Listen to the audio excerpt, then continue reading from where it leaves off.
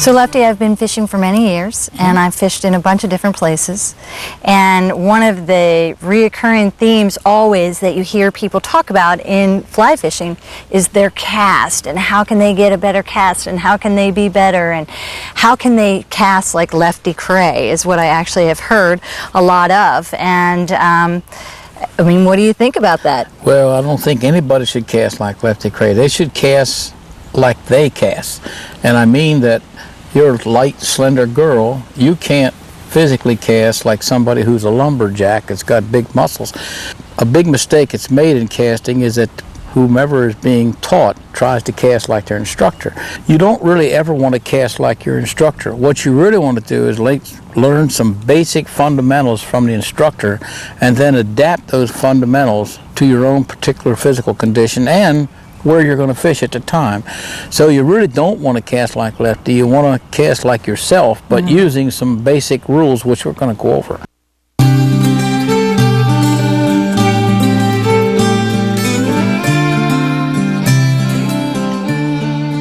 One of the most important things in fly casting is to understand that you don't fly cast a line, you unroll it. So when this rod stops, this line unrolls to the target. So the more directly you can unroll away from your target and back to the target, the tighter your loops and the more efficient your cast. The more you unroll in circles, the more you waste energy. There are three aids to casting, no matter how you cast, whether it's for tiny brook trout or for sailfish, that will help you cast better. And one of them is footwork. And it's one of the first things you want to learn. You want to be able to move your body fluidly back and forth. So if you're right-handed, you want your right foot back so your body can move back and forth. You can see how it flexes here. Now if you're fishing bonefish or tarpon, you don't want to rock so much you rack the boat. On solid ground it makes no difference, but now the body moves back and forth. If I put my foot up here, you can see my body's constricted, and of course if you're right foot forward, you're really constricted. So if you're right-handed, the right foot goes back. If you're left-handed, the left foot goes back. So either, whatever hand you cast with, that foot should be behind you. It'll make you much more fluid when you're casting. Because you're unrolling this line and you want to unroll as much of the line away from and back to the target as possible, the thumb position during the cast is critical. You should start with your thumb behind the handle from the target. If you want to make a vertical cast, it's here. If it's angled, it's here. Well, moving the forearm back and forth, the thumb stays behind there when you start the cast. And during the cast, you never twist the wrist, because then you're going to unroll line away from the target and waste energy by going back this way, or back this way. And you can go sideways and end up here, but the wrist never twisted. But as soon as you twist the wrist, now you're going to waste energy and throw line all over the place. So if we do just a vertical cast with the thumb behind, you can see that the line goes out and lays down perfectly straight. If we angle by moving the forearm over, we get a nice straight cast. If we go sideways by moving the forearm, we get a nice straight cast. And notice that the loops are nice and tight. Now twist the wrist, and now you have line going all over the landscape, and what you're doing is lines being thrown all over the place, and it's wasted energy. So start with a thumb behind the handle from the target, and if you want to go from vertical to angled, move the forearm, but don't twist the wrist.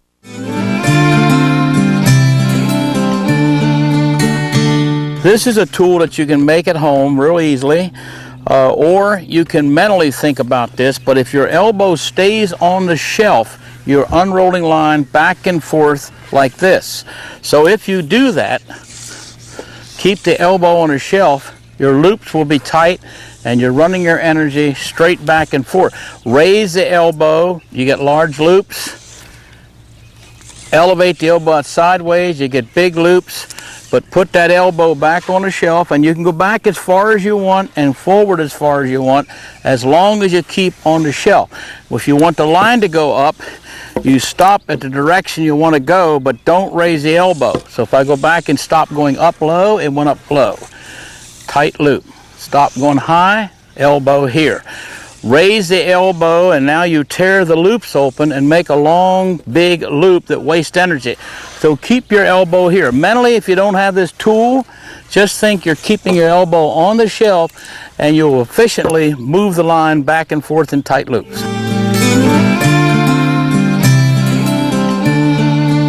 We need to adapt our casting to the way we are physically built. And a long time ago, I realized that you should not cast the way your instructor casts. That's the wrong way to do it entirely. Instead, there are 4 principles. They're basic laws of physics. And one of the things confuses people is they try to do things on a clock face. And these 4 rules will show you why you don't want to cast on a clock face, because the clocks are for keeping time. Let's look at the first rule of physics. One, I call these the 4 principles of casting. If you have a spinning rod and you lay the lure down on the ground, you can't make a cast with a spinning rod until you move the lure. And it has nothing to do with what time you make the cast. It's the same thing in fly fishing. If you got a fly line out here on the water, the first rule is that you have to get the end of that line moving before you can make a cast. If you don't, you rip it loose and just ruin the cast. So it isn't what time you make the cast, it's the fact you have to get the end moving before you can make the cast. It has nothing to do with what time you do it. I can make one here and I can make one way up here, but the key is that you've got to get the end of the line moving before you can make a cast. Now, a back cast is nothing but a forward cast going the other way. So if you got to get it moving one way, you've got to get it moving the other way. Now, this is not a rule of casting, but it's a rule of fishing. This line, if it's a floater, is held on the surface by surface tension. If you rip it loose, even though you got the line moving and can make the cast, you frighten the fish. So what you really want to do is lift it enough that you get the line out of the water and then make the cast. So we're moving the line, but getting the line end out of the water, and now you make a nice quiet cast. Rip it off the water and you're going to frighten the fish. Now, if I pull this rod up real slowly, notice the line when I stop, it sags back. See it sagging? That means that you'll never get the line off the water. So what you want to learn to do is bring it up not so fast you rip it off the water, not so slow that it sags and you never get it out of the water. And you have to do this on your own. Learn to pick it up as soon as the end comes out of the water. Now you can make the cast. And when you come forward, you can't make another cast until you get the line moving in this direction. The second principle that everybody has to abide by, regardless of whether you're using a tiny 2-weight rod or a 12-weight rod, and actually in spinning, fly, plug, and surf, talks about the casting stroke. They're all the same, really. There is a long motion that bends the rod and stores energy, and then at the end, a real quick speed up and stop is made. This rod gradually accelerates, which bends the rod, and people call this part a power stroke, but it really ought to be called a speed stroke because it's not power. In fact, applying too much power often ruins the cast. So when I sweep this rod through a long, gradually accelerating as I do it, I bend the rod. If you notice, the end of the rod is bending. I am storing energy in the rod. If I let that go, it doesn't go anywhere. It just flops over. If you start to accelerate and stop, the rod will straighten. So you have to continue to accelerate, which will bend the rod. Continue accelerating, bending the rod. Now we're storing energy. Now if we add the speed up and stop, the line takes off. What throws the line actually is bending and storing energy here, and then a speed up and stop here. And the second principle says that the direction in which the tip speeds up and stops is where the line's going to go. So and it's quite similar to shooting a gun. If you shoot a gun, once the bullet leaves the barrel, you can throw the gun away. Once this rod stops, you cannot change direction. You can affect the line behind it, but you can't change direction. If I cast going straight ahead, the line goes straight ahead. If I stop straight ahead and put the rod here, the end of my line will still be straight ahead. If I stop going straight up, like this on the back cast, the line goes up. I can stop going up again, touch the rod on the ground, come back and make the cast, because the line went in a direction in which I stopped, and I can make the cast. So you want to remember that the line stops going up, it goes up. Stop going out, it goes out. Now, why do most people have trouble casting? Let's look at the first two principles and see why people have trouble. People have trouble because if it's a clock method, they're trying to make a back cast at 9:30 or 10 o'clock. If they're slack in the line, they can't make a cast. If they make a cast, they're told to stop at 11 o'clock. I'm going to stop at 11 o'clock going down, the line crashes in the water. I'm going to stop going forward, the line goes straight ahead. Where you do things on a clock face has nothing to do with where the line's going to go and how it's going to go. Clocks are for keeping time, and if you can get them out of your mind, you're going to be a lot better. So now how can we learn from the first two principles to be a better caster? Let's look at the first two rules. You have to get the end of that line moving before you can make a cast. Most people get up to here, the line suddenly moves, now they can make a cast, and the tip goes down and back. If the tip goes down and back, the line will go down and back, and we'll have a big sag in our back cast. Now if we have a big sag in the back cast, and I'll put this on the grass, I've got a sag in the line, I can't make the forward cast till the line end moves. If I start now and take the sag out, I have gone all the way to here before my line end moves, and I will now suddenly have to make the cast. But had the line been straight out, I could make the cast immediately. So how do we get the straight back cast without a sag? The line goes in the direction you speed up and stop. As long as the tip of this rod stops going up, while it's rising, it stops. It will make a tight, straight cast. No matter what the angle, it'll be a straight cast, and I won't have any sag. Now tilt it over just a tiny bit, you have a sag. So on all back casts, your tip should always rise at whatever angle and stop at whatever angle you want. If it goes down and back, you got a sag, and you're probably going to hit the water, and you got to get the slack out. All back casts, you stop going up, and many people throw at the water on the forward cast. Instead, think that the water is slightly above eye level, and when you stop, the line will gently come to the water, and you also have control of it for accuracy because you can stop this anytime you want. So here's the deal. The second principle says the line goes in the direction in which you stop. Stop always going at somewhat upward angle on a back cast, and slightly forward on 90% of your casts, you should be stopping slightly up. If you do that, you're going to have a straight line and be able to cast so much more efficiently, and it will land more gently. There are four principles. The third principle involves just the speed up and stop. At the end of the long continued acceleration, there's a speed up and stop. We've already seen one of those principles. There's four parts to it. One, stop going up, stop going out. Two, when you stop this rod, you create a loop at the tip. If you have a very tight loop, then all your energy goes toward the target. If you have a big loop, what you're doing is throwing your energy over a circle. So the tighter the loop, the more energy directed at the target and the less effort's required. So most of the time we want to make a tight loop. And there are two parts to any stroke. There's a long motion and a speed up and stop.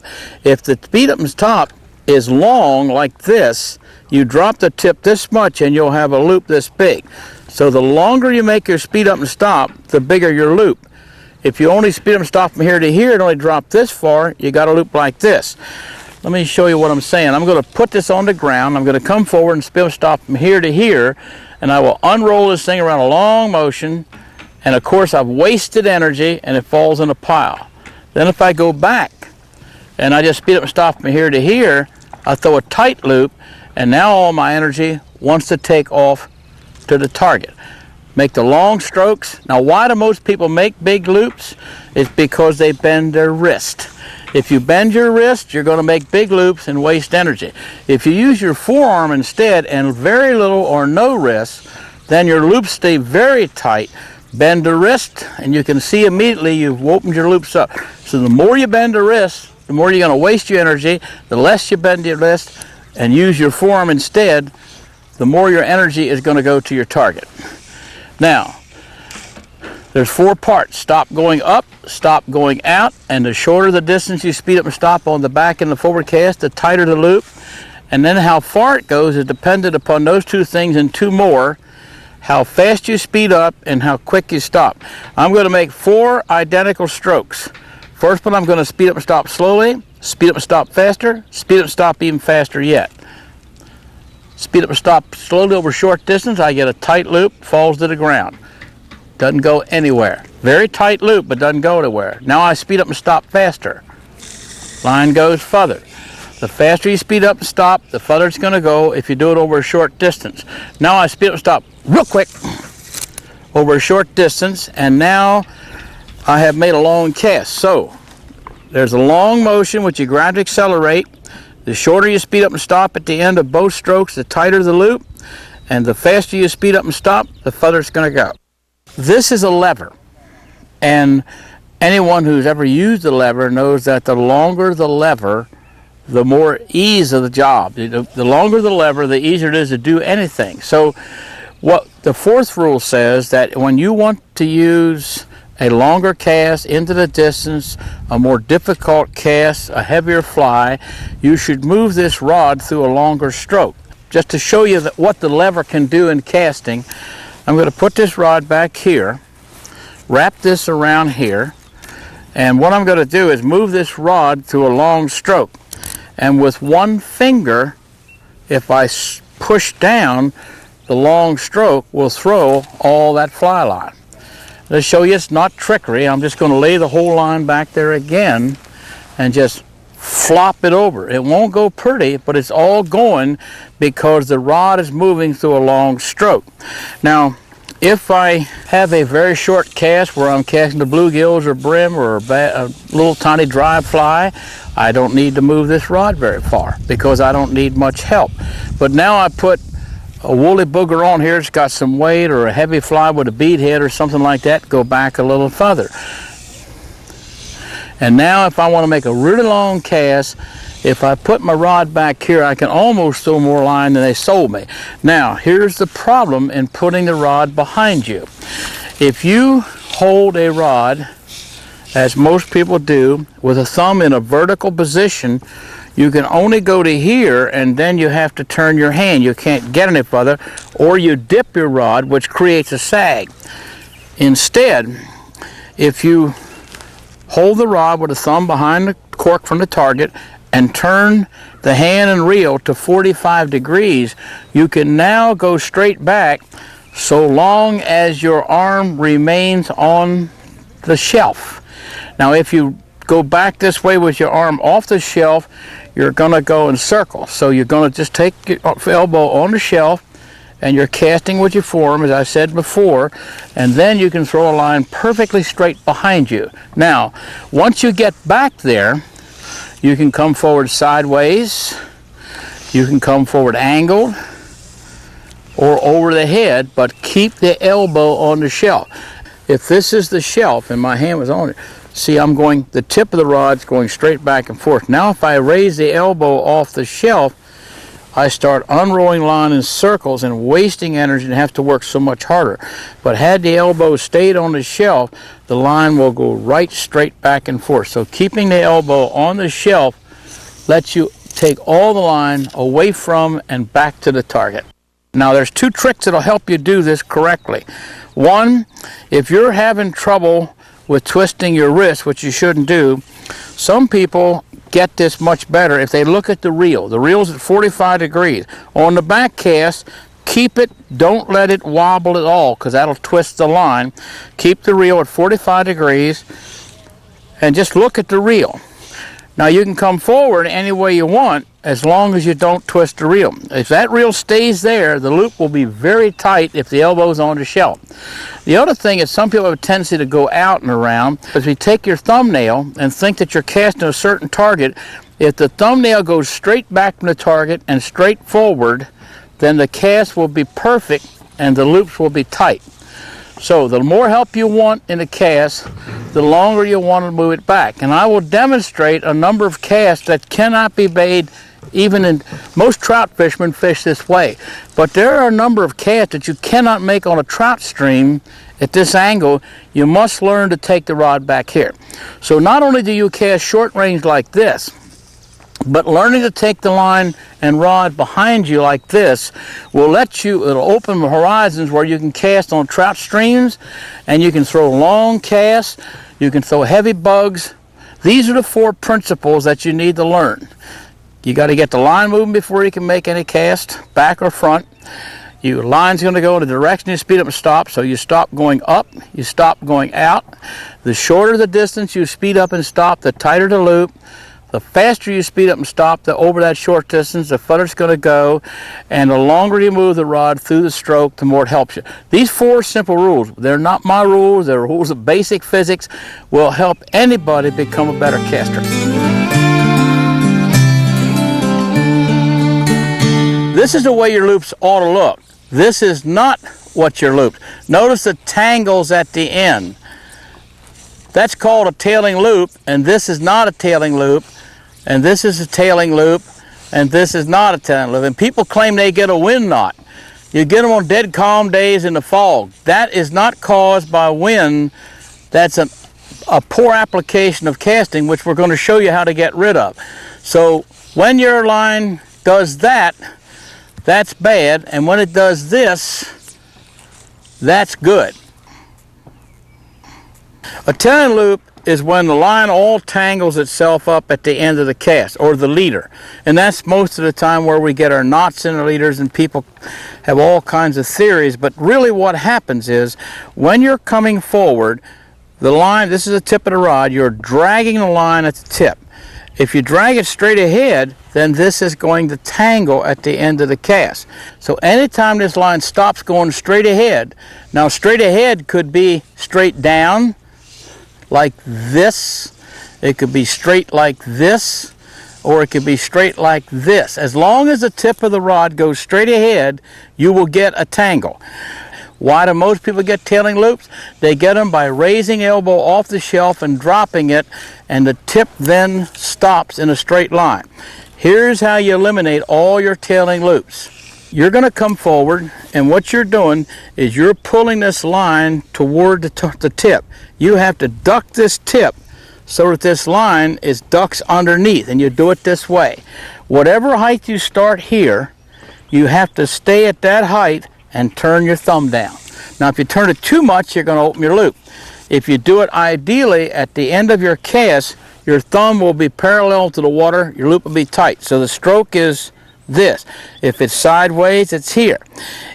If you raise the elbow off the shelf and come down, you're going to get a tailing loop. Keeping the elbow on the shelf and turn over like this, or turn over like this, keeping at the same height, you will never again tail a cast. That is really the way to get rid of tailing loops. It has nothing to do with concave tapers and all these other things you hear about. And incidentally, on any cast, the lower this hand is back here, if you want to be a great caster, the higher your hand is when you stop, the more trouble you're going to get into, the lower your hand is. If your hand at the end of your back cast is just above your elbow, you're going to be a better caster, and you will almost surely eliminate tailing loops. So to get rid of all tailing loops, all you have to do, and the lower you start here the better, is stay at the same height and turn your thumb down, and you've eliminated tailing loops. This is the biggest problem with most good casters, that they tail the cast quite often.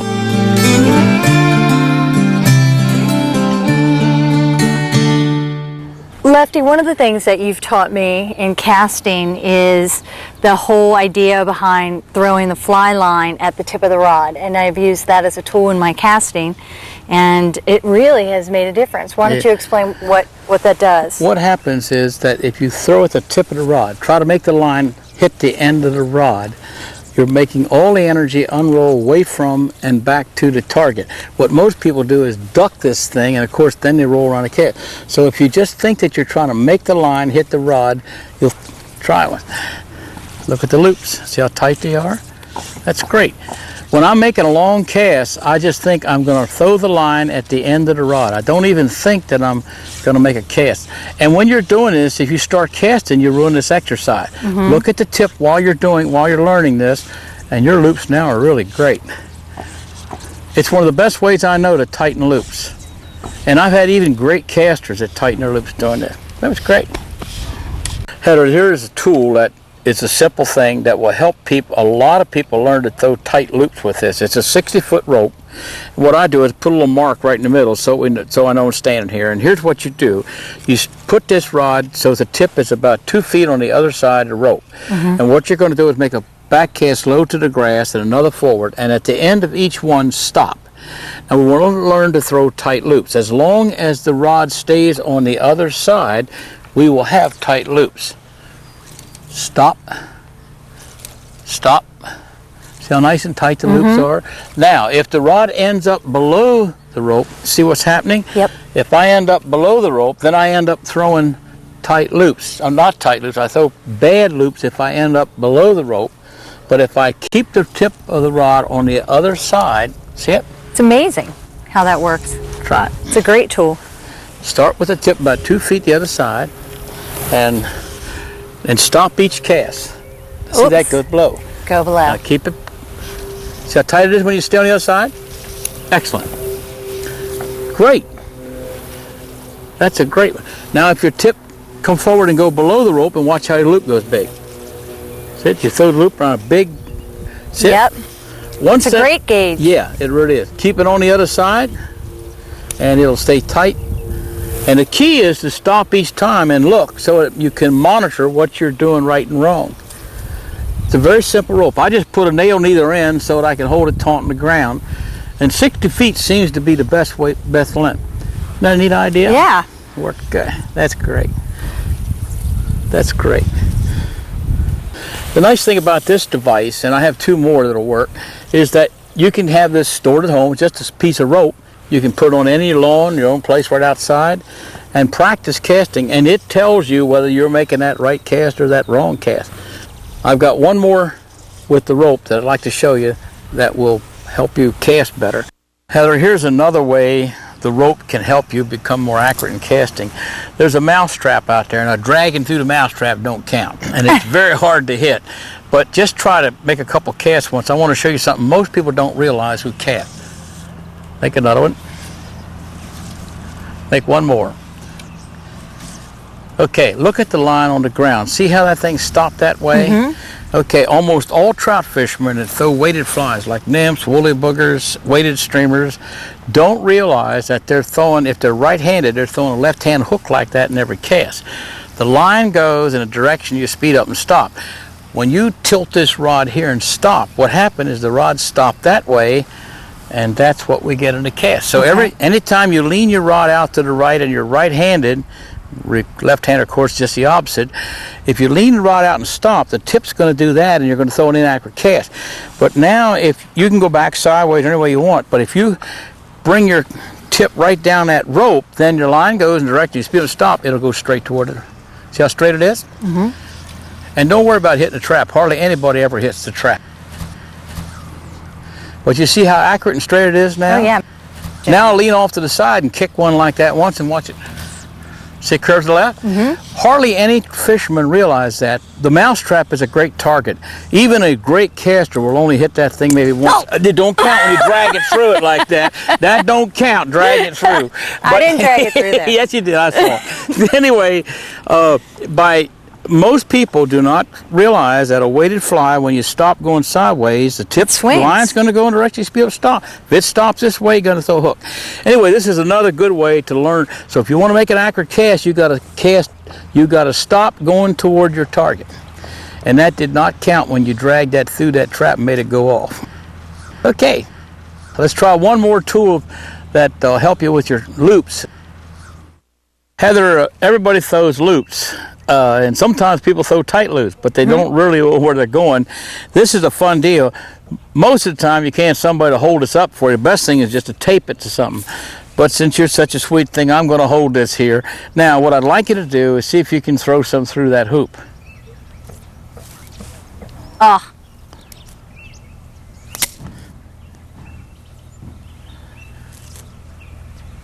Good.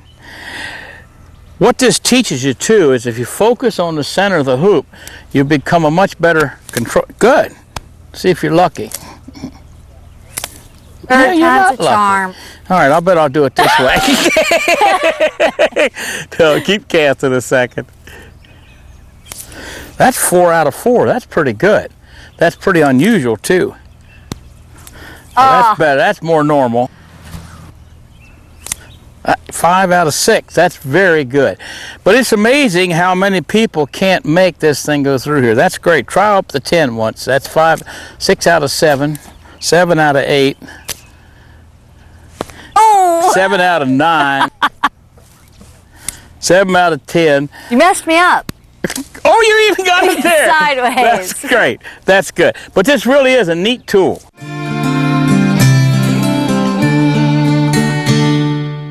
Okay, now that you've talked about the principles and we've talked about casting, there are tons of different types of cast out there. How do you know which one to use, when to use it, and which one's the best one? Well, there are a lot of different casts, as you mentioned, and the principles apply to all of them.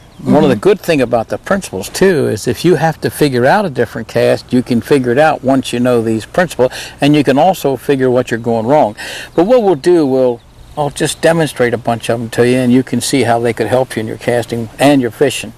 Great.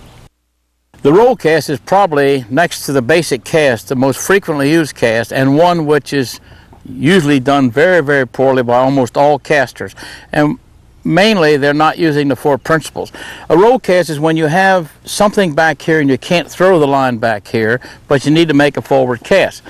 And the way most people cast and why they get in trouble is first they raise their elbow off the shelf. They're already in trouble.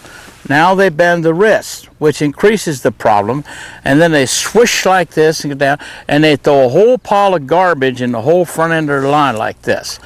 Now, why are they doing this? One, raising the elbow off the shelf and putting your hand up high means that your rod's going to go down this way when you stop, and the line goes in the direction you stop.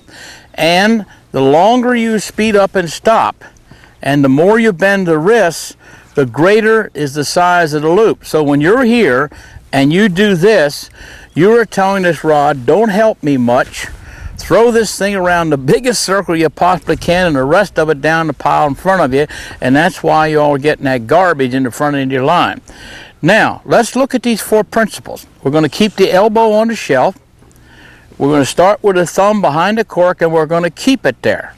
And we move forward a long distance, and we speed up and stop at the end to make a tight loop, and you can make a nice roll cast. Now, here is where most people who try this get into problems. If you go back and raise the elbow up and off the shelf, then you will throw the line up and down and around a circle. You need to keep the elbow on the shelf. And almost everybody who roll cast stop going down. So if you go down, then the line goes down. But if you cast out that way, your forward cast and your roll cast should look the same. The other thing is that most people who roll cast start here and go, you hear that noise? Big loop. The size of your loop is the distance you speed up and stop. When you're practicing a roll cast, try this. Put your rod back here, thumb behind the cork, haven't twisted your wrist, elbows on the shelf. Come forward very slowly till you get right about here.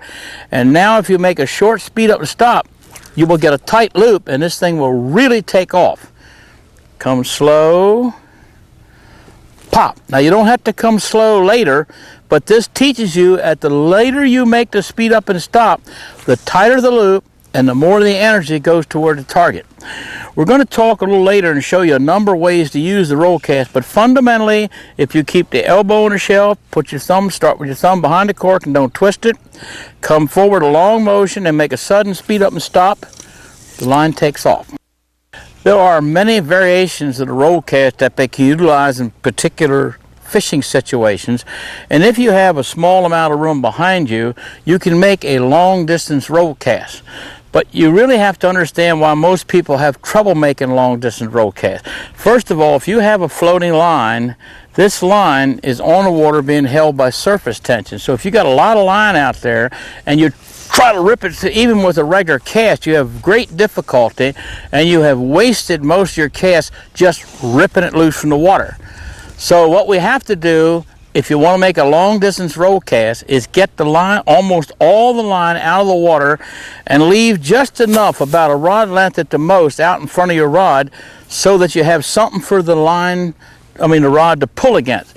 So what we do is make what we call a sick back cast. Pull it up, and I'll just drop this one, and we've got about 8 or 9 feet of line out there, and of course I wouldn't let this drop. Normally this line would be in the air. So what you do is pick it up and try to drop the end of the line 7 or 8 feet in front of you, and as soon as that line hits the water, your rod has something to pull against, and you can make a very long cast.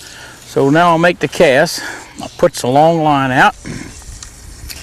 I'm going to pick it up, drop, put the rod back behind me, and we can make a long roll cast. Notice that as soon as I drop the line, I put my rod way back here. So at the end of the cast, your line end should be 7 or 8 or 9 feet in front of you, and your rod should be back here. Now when you come through, you can make a long roll cast. So you pick it up, drop, pop. That was a bad one because I didn't get in the water. You got to let the line end in the water, or you have nothing for the rod to pull against. Now if you haul on that, that even helps better. You make the haul just as you speed up and stop.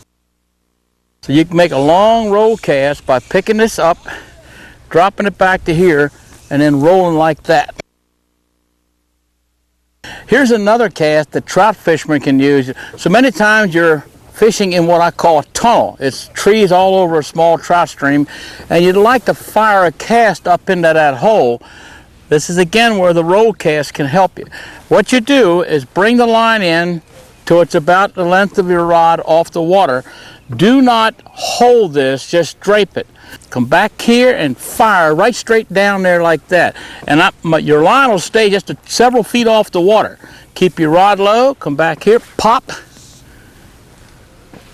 And you can throw 30, 35 feet up into a hole that most people would not be able to fish. Another roll cast that's very helpful, particularly on a trout stream, is if you have bushes that are over the water here and you'd like to get under them. You can make a side roll cast like this that keeps the line right under the bushes. Now, the line goes in the direction in which you speed up and stop. Whenever I try to teach this, people raise their rod up here and try to make a roll cast to the side, and the line's going to jump up in the bushes because they are driving the rod down. If you want this line to stay 2 feet off the water, when you start the line goes in the direction you speed up and stop.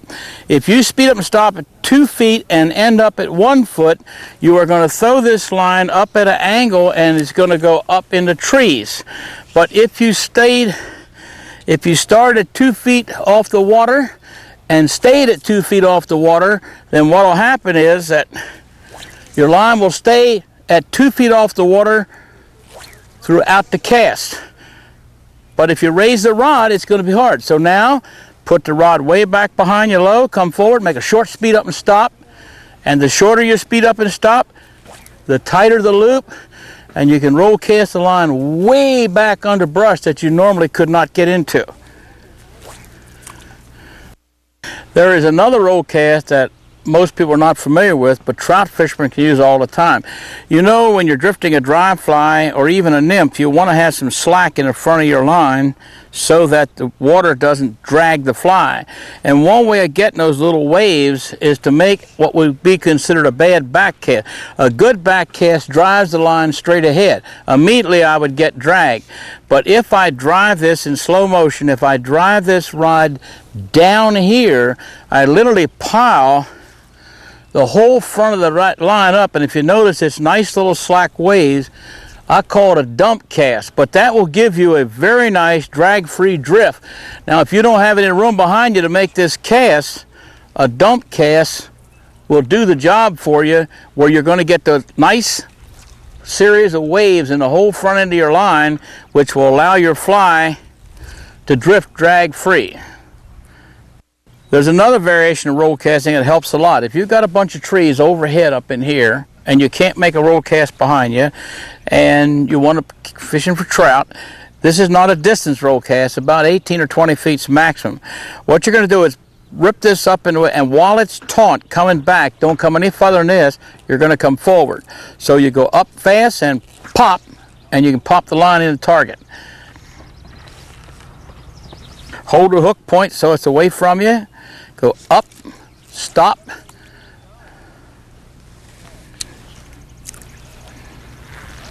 Go rod low, up, don't stop. As soon as you get to here, go right back down again.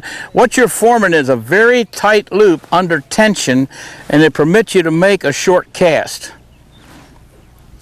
So it's up, back. Now if you wanted to go the other way, you would just simply turn your hand the other direction. You're holding on to the fly, but make sure that the point's not in your finger. Start with your tip at the water, come up like this, flip like that. It's one quick motion, and all the line basically stays in front of your face. See, it's all right there, as slow as I can do it to show you. Let me try to slow it down once and show you. The line actually stays right out here in front. It's a good cast to learn for tight streams. This is a 9-foot rod. If you're in a tight hole and casting on a small stream, you're probably going to get tangled up. But if you put this up by the first guide and put it up against your body, you can cast with a 7-foot rod. Now if you get it out here, this is an 8-foot rod. But keep it back here. You'd be surprised how tight a hole and you can shoot a long distance. What really helps here is the use of the haul. Notice my body is turning to make the cast, but you can get a pretty tight hole and cast pretty well that way. An essential cast is one called a double haul. Actually, you make this with, it's an additive to other casts, but it's essential to good casting and overcome a lot of conditions. A haul is where you yank down on the back cast and you yank down on the line on a forecast. But I like people to understand what happens first in casting. First, we're unrolling this line. As soon as your line unrolls, it's going to fall. If you want it to go further, you have to make it go faster so that it gets to the target before it unrolls, and the only way you can make it go faster is if you bend the rod more and make the tip speed up and stop faster. So that's what the haul does. Unfortunately, most people do not get out of the haul everything they could. Now, if I haul on this rod, what I do is flex and bend the rod. What most people who haul is they pull down and up and down again. And that's okay, except it's not the most efficient way to cast.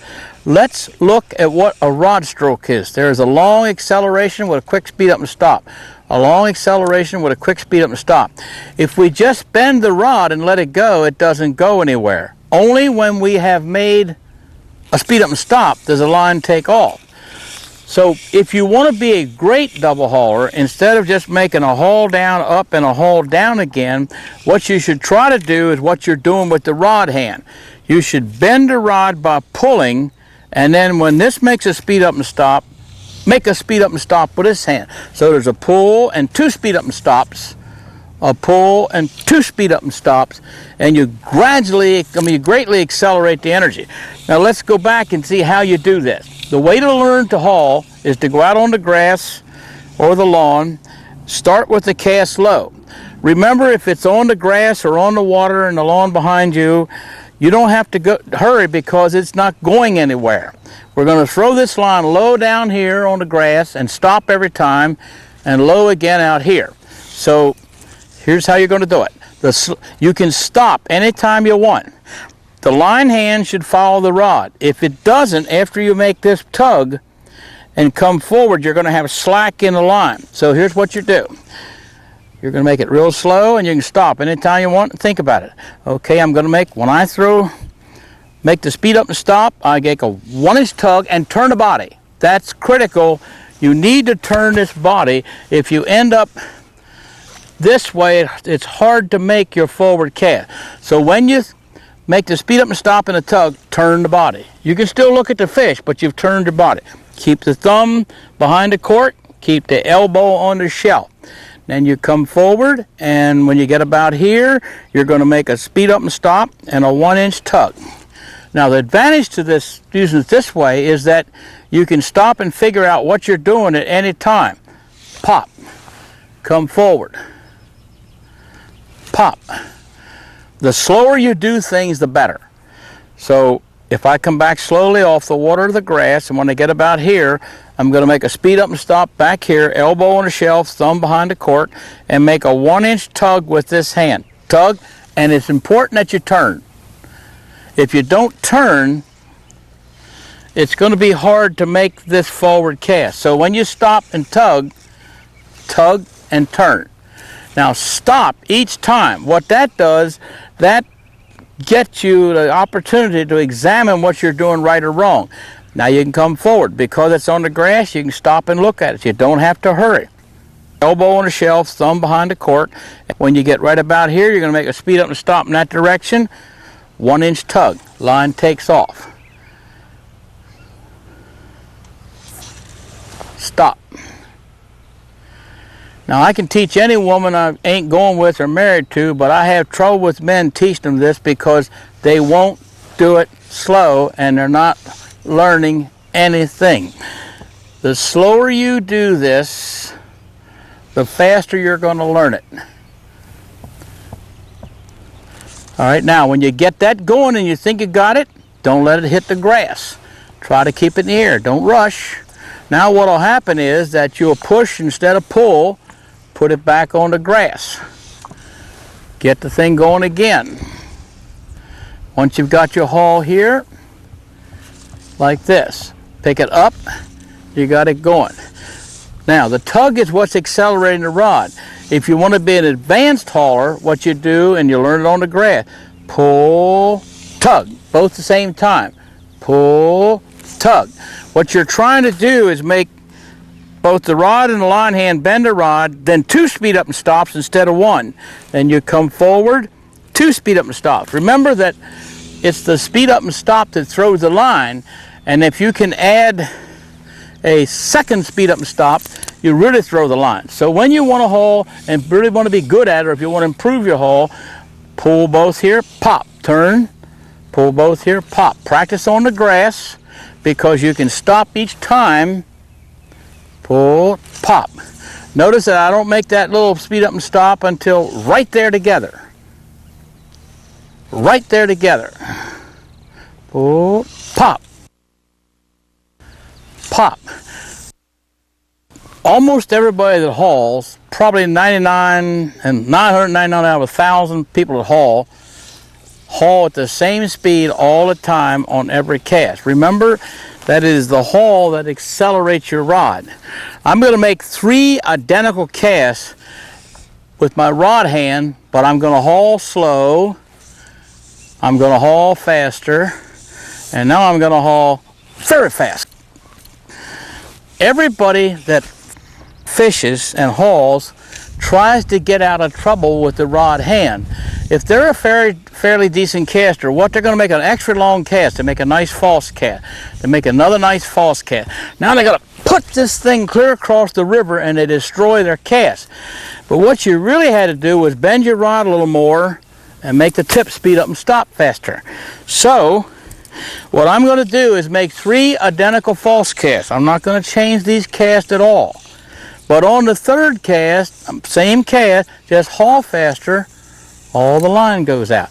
If you want it to go faster, you simply haul faster. Don't get out of trouble with your rod hand. That's what destroys your loop. Make a nice loop with your rod hand, haul fast.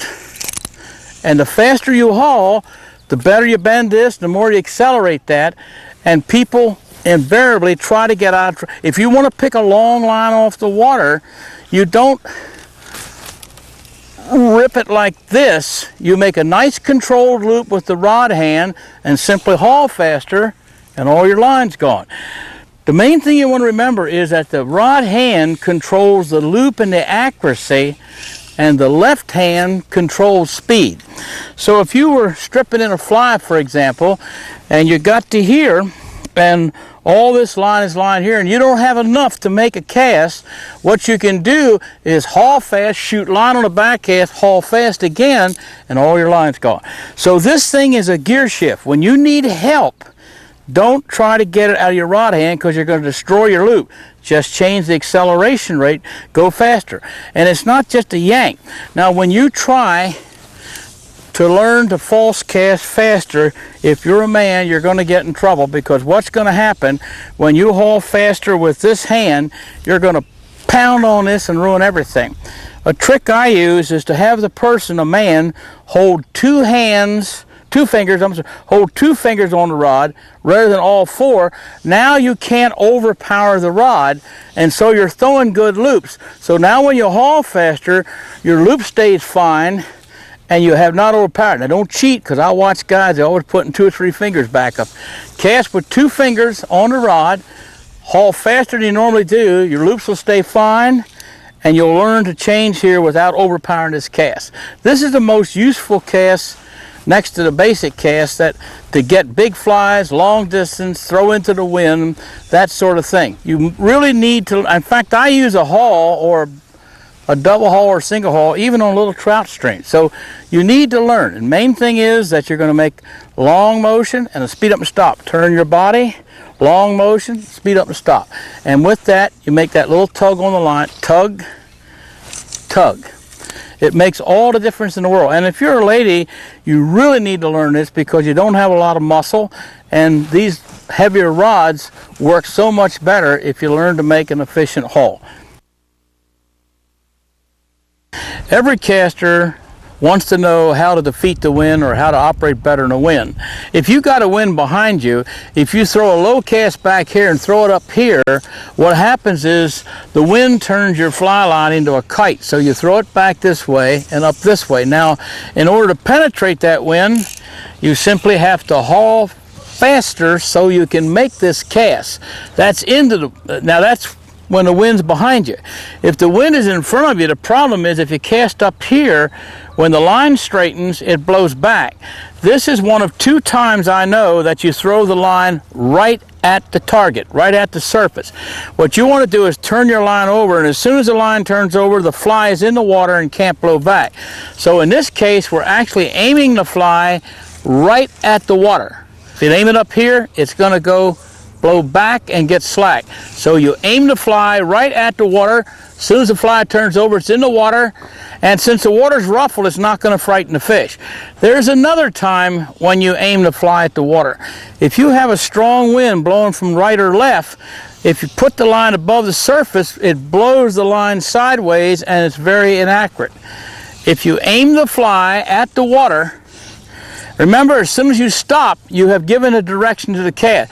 Aim at the water, stop and drop, and all the line is in the water and can't blow sideways. So to throw with a side wind, aim at your target, drop the line after you stop. And now if you drag the line down this way, the leader is going to be up in the air and blow sideways. So aim the thing right at the target. The moment you stop and drop, and you won't be 6 inches off. Now if the wind is on the right of you, blowing this way, what you really ought to do is learn to cast left-handed, but you ain't going to. So if you're right-handed and the wind's blowing from the right, go out to the side like this. That carries that line way out there. Keep the elbow on the shelf and tilt the rod over your left shoulder. And what will happen is that the wind will come right over your left shoulder, and you keep the elbow on the shelf. If you raise this thing up, you're going to mess up your cast. Elbow on the shelf, out here, turn right, and you can confront the wind for most situations. This is what I call an extra effort cast. This is when you got a lot of line out here and you're trying to get a lot of line off the water and you're really having problems. The main reason you have problems, a lot of that line's on the water, and when you come up, you kick it real hard and the tip goes down and back, and what you get is a sag in the cast. Almost always, if you make an extra effort cast over your head, you will throw a sag or a very large loop, no matter how good a cast you are. Now, the trick is that you've got to throw a straight back cast. So if you put this rod down almost in the water, the higher you start here, the more likely you are to throw it down and make a sag. Start low, and I'm going to just walk through this once. Turn the reel 45 degrees, thumb on the shelf, elbow on the shelf, thumb behind here, and here's the key. When the rod passes you as it's rising, it is not above your head, and you can stop going up. If it goes back and is over your head, the tip is going to go down and you'll get a sag. So what we're going to do is go back real slow, just below your head, and pop going up, and you'll get an incredibly tight back cast. So it's up, out. Now, when to make the cast is when the line comes out of the water. That's when you make the cast. And these lines will be drum tight and straight. But had I come over top, I will throw a sag, which I have to get out before you can make the forward cast. Low rod, don't let it get above your head till it's behind you. Stop going up, and now you can make an effortless cast much longer than you ever make any other way. When you're dry fly fishing and you would like to get a drag-free drift, anytime that your line is straight or downstream, assuming the current's coming this way, it's going to drag your fly. As long as your fly line has a little slack near the fly and is upstream of the fly, it'll float naturally. And we have a thing called a reach cast, where we put all the line, remember now the line is, the current's coming from my right, and we'll put the line way upstream. Now, until this line gets below the fly, we get a good drift. Now, that worked, but this won't. What I'm going to do now is wrap the line around my hand, and I cannot make a good reach cast. See it?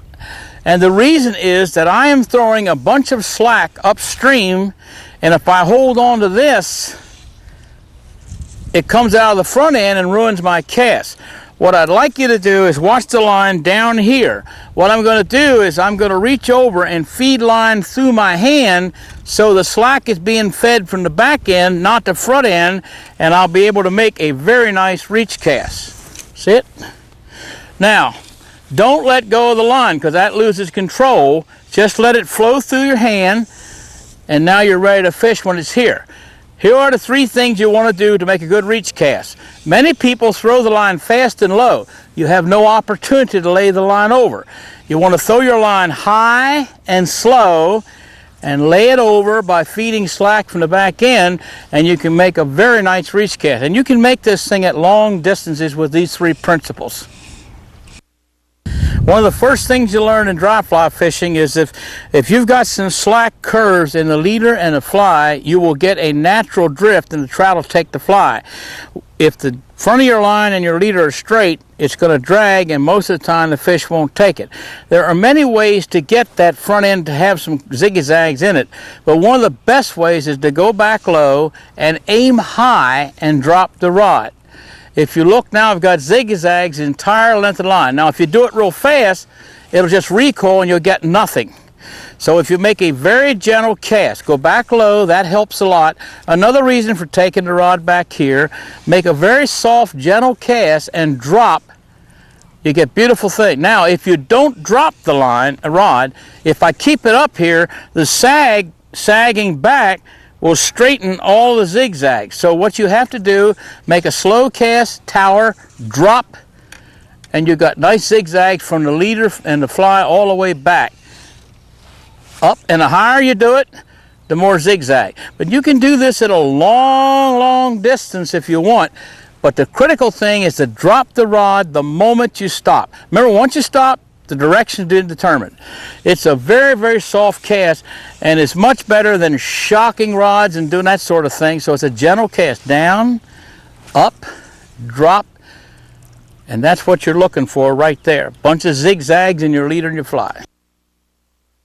All too frequently, particularly when trout fishing, and sometimes in salt water, like there's a sand dune behind you, there's something back here and you can't cast back there, and you'd like to throw a vertical cast.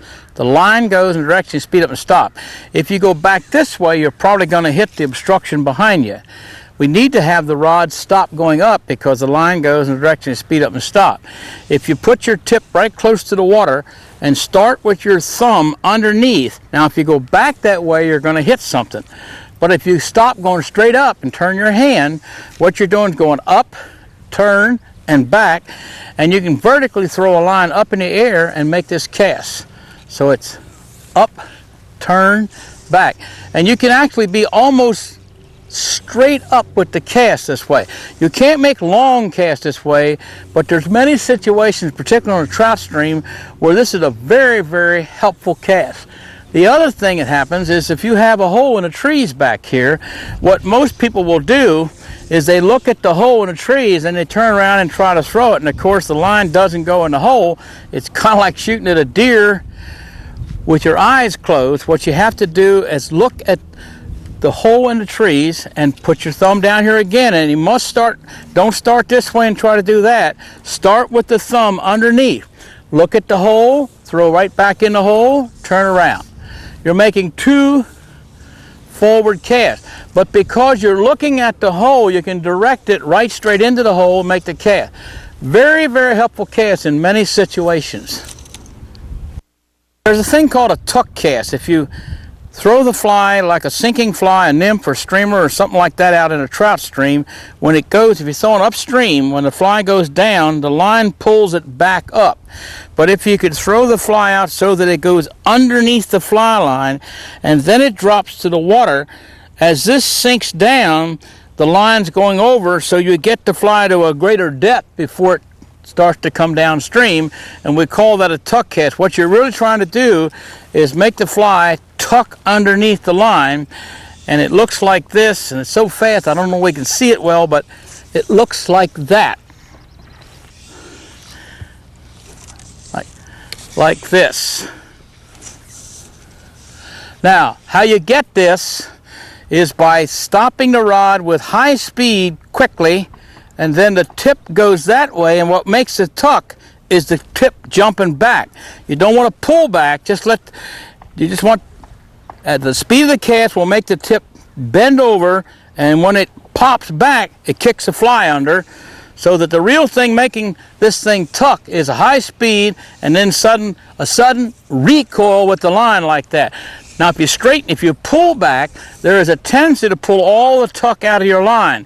So when you stop, you throw the cast high, very fast, and stop dead. And let the flip of the rod at the end of the cast tuck it under. It's a hard cast to show, but you can see that that thing is coming way back underneath of that thing.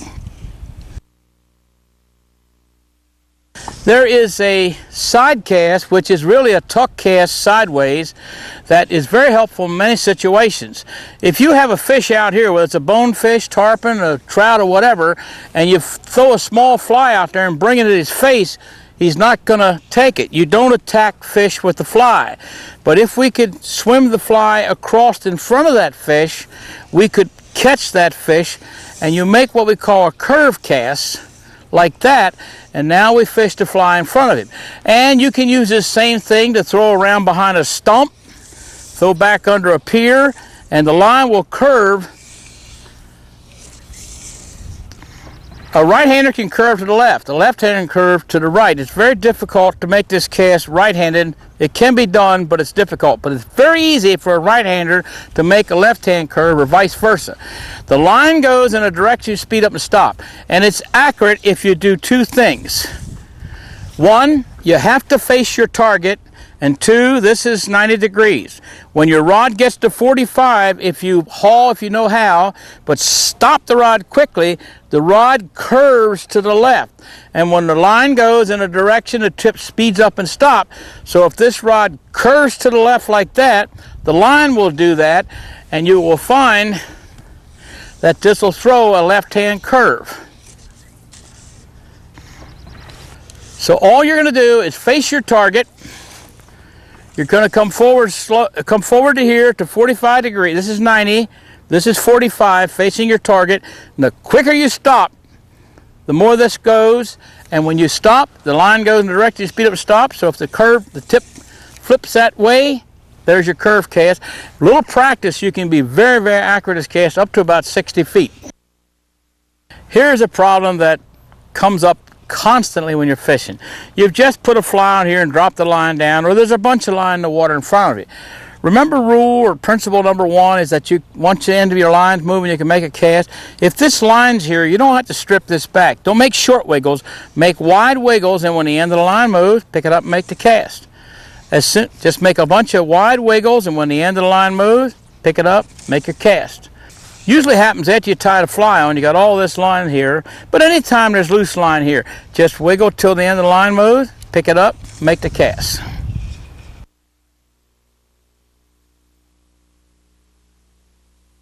Heather, a lot of times you'll be fishing over here, whether you're in a boat, bonefish boat, or whether it's wading in a trout stream, and all of a sudden there's a fish over here and you have to get to him. Most people make 1, 2 casts and go there, but there's a cast called a snake roll, which I'm going to show you, where you can go in just an inch. I'm that quick, I'm here. And I can go back the other way, the same way. Here are some of the keys to it. First, you want to rotate the line, and that will lift it out of the water. See it? Mm-hmm. Now, if you want to go to the left, you want to end up with your back cast back here. So if you're going to make this snake roll, if you want to go to the left, you rotate to the right, and now your rod is back here, so you can make this cast. If you want to go to the right, you rotate to the left, so that your rod is back here. So let me do it with you one time. You hold it and I hold it. And we're going to go to the left, so we're going to rotate to the right. That's it. It's a little harder sometimes. Well, for most people, it's a little harder to the right. That's it. Now the key to it is not to make big loops, because they'll go down and splash in the water and frighten the fish. So you make real tight loops, and the faster you make it, the quicker jump. That's it. See how that jumps out? No noise or anything on that. And you can go actually 90 degrees with no trouble at all. That's it. Make a couple casts there. That looks good. That's real good. Oops. That one wasn't very good. No, that was not very good. I was like moving this hand if you're looking for simple, you come to the wrong place, girl. Now, you're going to go to the right. That's it. Perfect. That's it. That's all there is to it. Okay, I like that. You did That's great. pretty. That's great. It's a really good, useful, and I use it in saltwater and freshwater both. It's a really effective on bonefish or something like that. Yeah, I can see where you're in the front of the boat. Yeah, a fish is always on the roll. Instead of having to turn around, I mean, you could be all the way over here, make a roll, and come right all the way over to here. So you can make almost a 180-degree connection with it. Good. Okay. Well, Lefty, you've shown me the 4 basic principles of fly casting, so you think I'm ready to cast like Heather? You bet. Let's go fishing. We'll try it out. Okay, that sounds great. Good.